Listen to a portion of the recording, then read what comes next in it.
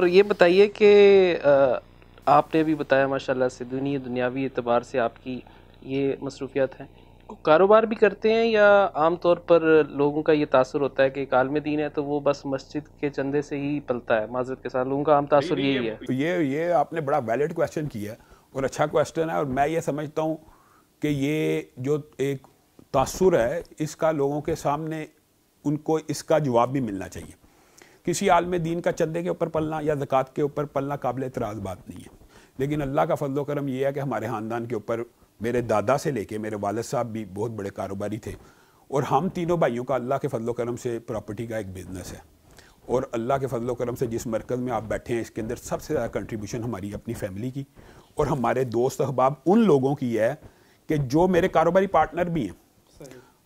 اس کا مطلب یہ نہیں کہ پبلک کا کوئی پیسہ نہیں، پبلک کے اندر بھی کچھ لوگ ڈونیشن دیتے ہیں، وہ بھی ہم استعمال کرتے ہیں، لیکن زیادہ لوگوں کو یہ محسوس ہوتا ہے ان کو ڈونیشن کی ضرورت ہی نہیں ہے، یہ خود بزنس مین ہے اور خود کاروبار کرتے ہیں. اور میں یہ سمجھتا ہوں عبدالمتین بھائی، یہ میں بات شرح صدر سے کہنا چاہتا ہوں کہ اگر یہ علماء کے اوپر طنز کرنا مقصود نہیں ہے، لیکن اگر کاروباری فیملیز اور امیر گھرانے کے لوگ اپنا ایک ایک بچہ دین کے لیے وقف کر دیں تو معاشرے کے اندر جو تبدیلی ہے وہ بڑی جلدی آ جائے گی.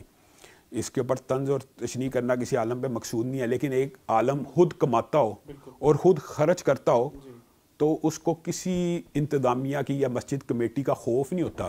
مثلا میں اللہ معاف کرے کسی عالم پہ طنز نہیں کرنا چاہتا، لیکن ایک عالم دین جب سود کے اوپر جمعہ پڑھا رہا ہوتا ہے تو اس کے دل میں ہلکی سی بات آتی ہے، حاجی صاحب بیٹھے ہوئے ہیں، شیخ صاحب بیٹھے ہوئے ہیں، تنہا تو میں نے انہی سے لینی ہے.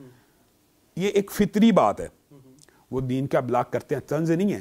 لیکن میں یہ سمجھتا ہوں کاروباری امیر گھرانوں کے بچے اگر دین میں آ جائے، میرے دادا نے میرے والد صاحب کو جب پڑھایا نا جامعہ محمدیہ میں، آپ کو شاید یہ پتہ نہ ہو تو میں یہ ضرور بتانا چاہتا ہوں کہ میرے والد صاحب کا کھانا روزانہ سیالکوٹ سے آتا تھا، گجرانوالہ، روزانہ ہر روز ایک بندے کی ڈیوٹی تھی، اس کا نام حاجی اقبال تھا، کہ وہ روزانہ کھانا سیالکوٹ سے لے کے آئے اور گجرانوالہ پہ پہنچائے. تو میرے والد صاحب نے بھی پوچھا اور ان سے بھی پوچھا گیا دادا تھے آپ یہ کیا کام کرتے ہیں؟ تو انہوں نے کہا کہ میں اپنے بچے کو عالم دین اس طرح بنانا چاہتا ہوں کہ وہ زکوٰۃ اور چندے کی روٹی نہ کھائے. لیکن اس کا مطلب یہ نہیں ہے کہ زکوٰۃ اور چندے کی روٹی کھانا جائز نہیں ہے طالب علم کے لیے. اور یہ بات بھی لوگوں کو پتہ ہونی چاہیے کہ جو بہترین کمائی ہے، لوگ یہ سمجھتے ہیں کہ دین کی خدمت کرنے والے کو اس کا معاوضہ نہیں لینا چاہیے. بہترین کمائی ہے جو قرآن پاک کے ذریعے سے کمائی جائے، اور وہ سارا واقعہ آپ کو پتہ ہی ہے کہ وہ بکریوں کا ریوڑ پورے کا پورا صحابہ سورۃ فاتحہ کا دم کر کے لے کے آگے. حرج نہیں ہے، لیکن جو بندہ اپنی جیب سے خرچ کرتا ہے، اللہ کے فضل و کرم سے آج تک تبلیغ دین کے لیے 1 روپے کا معاوضہ نہیں لیا بلکہ دین کے اداروں کو سپورٹ کیا. اور وہ سپورٹ ہم کیسے کر سکتے ہیں اگر بزنس نہ ہو؟ اگر اپنی معیشت سٹرونگ ہوگی تو آپ اپنے اداروں کو بھی سپورٹ کریں گے اور دین کو بھی سپورٹ کریں گے، اور پھر آپ کی آواز میں میں یہ سمجھتا ہوں سب سے بڑی بات یہ ہے کہ قوت اور طاقت پیدا ہوتی ہے جب آپ اپنی جیب سے خرچ کرنے والے ہوں. کانفیڈنس ہوتا ہے. کانفیڈنس کے علاوہ آپ کی بات لوگ سنتے ہیں اعتماد سے کہ ہمیں کسی سے چندے کی ضرورت نہیں ہے. اگرچہ لوگ ہمیں ڈونیشن، ضرورت تو دین کو ہوتی ہے چندے کی، لیکن ہم محتاج نہیں ہیں، ہم اس سرکل کے اندر نہیں ہے کہ اگر ہم کسی کے خلاف بات کریں گے تو جناب ہمارا چندہ بند ہو جائے گا. تو ایسی اللہ کے فضل سے کسی قسم کی کوئی ہمارے اوپر پریشر نہیں ہے. پورا الحمدللہ پوری کی پوری فیملی کاروباری ہے، مالدار لوگ ہیں، متمول گھرانہ ہے.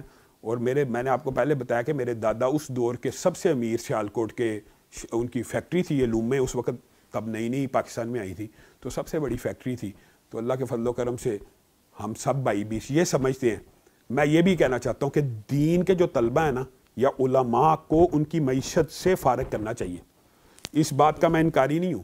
مثال دے رہا ہوں، میں یہ سمجھتا ہوں کہ معیشت کی وجہ سے بہت سا ٹائم ضائع ہو جاتا ہے. خالص جو دین کا طالب علم ہو نا، اس کی معیشت کی فکر اگر کچھ لوگ کریں تو وہ پھر معیشت سے فارغ البال ہو کر دین کی صحیح خدمت کر سکتا ہے.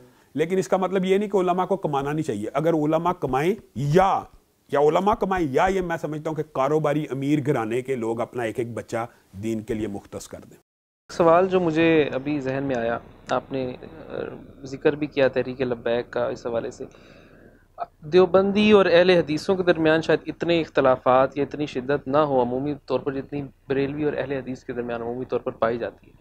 اس کے باوجود آپ نے اتنا بڑا ظرف اور اتنا بڑا دل کیسے کر لیا کہ آپ کے اکثر خطبات میں تحریک لبیک والوں کی تعریف اور توثیق ہوتی ہے؟ اور ادھر سے ہمیں کبھی اس کا رسپانس مجھے کم سے کم نظر نہیں آیا. تو یہ کیسے؟ یہ عبد المتین بھائی بنیادی طور پہ اگر آپ یہ سمجھتے ہیں تعریف ہوتی ہے تو ایسی بات نہیں. میں دیکھتا ہوں کہ ان کے اوپر ظلم ہو رہا ہے تو اس ظلم کے خلاف ہمیں آواز بلند کرنی چاہیے. جب بھی ان کے اوپر فائرنگ ہوئی، ہزارہ کا واقعہ ہو یا یہ چبرجی کا واقعہ ہو، ہم نے آواز اٹھائی ہے، ہم نے اس ظلم کے خلاف آواز اٹھائی ہے. کیا آپ اور میں ان کو کلمہ گو مسلمان نہیں سمجھتے؟ کلمہ گو مسلمان ہیں، وہ قتل ہو رہے ہیں، ماورائے عدالت قتل ہونا چاہیے؟ نہیں ہونا چاہیے. اس لیے ہمیں ان کے حق میں آواز اٹھانی چاہیے.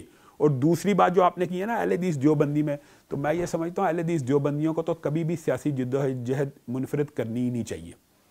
میرے والد صاحب کا مفتی محمود کے ساتھ بڑا گہرا تعلق تھا. مولانا فضل الرحمان جو ہیں میرے والد صاحب کو ایک بڑے بھائی کی حیثیت سے ساری زندگی دیکھتے رہے، اور ہماری بڑی، اور یہ خاص طور پہ اس کے بعد کے بھی مولانا غلام اللہ خان صاحب اور میرے والد صاحب کے ساتھ بڑا گہرا تعلق ہے. اور اب عصر حاضر کے جتنے دیوبندی علماء ہیں، مفتی طارق مسعود ہو گیا، معاویہ اعظم ہو گیا، مفتی عدنان کاکا ہیل ہو گیا، مفتی ابو محمد، یہ سارے ڈاکٹر خلیق اور رشید، سب میرے دوست ہیں. کیونکہ آپ نے یہ بات کی نا بہت زیادہ، میں تو یہ سمجھتا ہوں کہ سیاسی اور فکری جدوجہد میں اختلاف صفر ہے. آپ افغانستان کی ہسٹری ذرا دماغ میں لے کے آئیں. ملا عمر نے کس ایک شخص کے لیے اپنی پوری ریاست کو ختم کر دیا؟ وہ اہل حدیث تھا. اتنی بڑی قربانی، یعنی یہ ہماری تو آپس میں قربانیوں کی داستان ہے، شاہ اسماعیل شہید سے لے کے شاہ احمد بریلوی تک. تو یہ تو ہمارے درمیان تو یہ سیاسی جو فکر ہے نا، وہ تو آپ سمجھے سیاسی فکر میں تو بالکل ہی لمبا چوڑا اختلاف نہیں ہے. دونوں حریت فکر کے. ہاں بریلویوں کے ساتھ اگرچہ اختلاف بہت زیادہ، یہ بات آپ کی حقیقت ہے، اور ان کی طرف سے میں نے بھی جیسے آپ کہتے ہیں اتنا ویلکمنگ رسپانس نہیں دیکھا. لیکن آپ کیا سمجھتے ہیں اس کے اثرات نہیں مرتب ہو رہے؟ ان کے ہو رہے ہیں.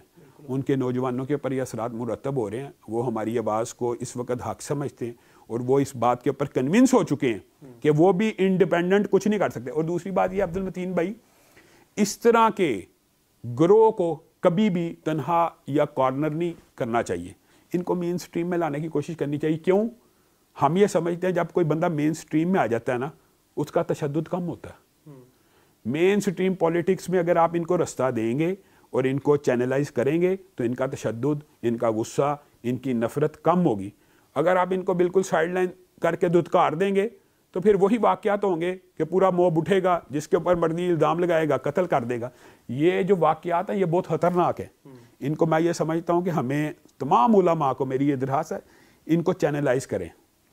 ان کے اندر بہت زیادہ اگریشن ہے، یہ بات آپ کی درست ہے، اور ان کے اندر بہت زیادہ نفرت بھی ہے. اور لیکن اس نفرت کو سٹریم لائن کرنا ہے کہ نہیں، ان کو چینلائز کرنا. یہ ہمارے معاشرے میں ہمارے ساتھ رہتے ہیں کہ نہیں، کئی سو سال سے ہم اکٹھے رہ رہے ہیں نا.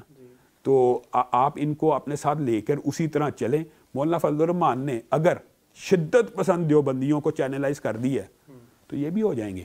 لیکن اس کے لیے وہی بات ہے، ظرف کھلا کرنے کی ضرورت ہے دونوں سائڈوں سے. معاویہ بھائی سے میری اس والے سے بات ہوتی رہتی ہے، وہ بھی مجھے یہ کہتے ہیں یار انہوں نے کبھی رسپانس نہیں دیتا.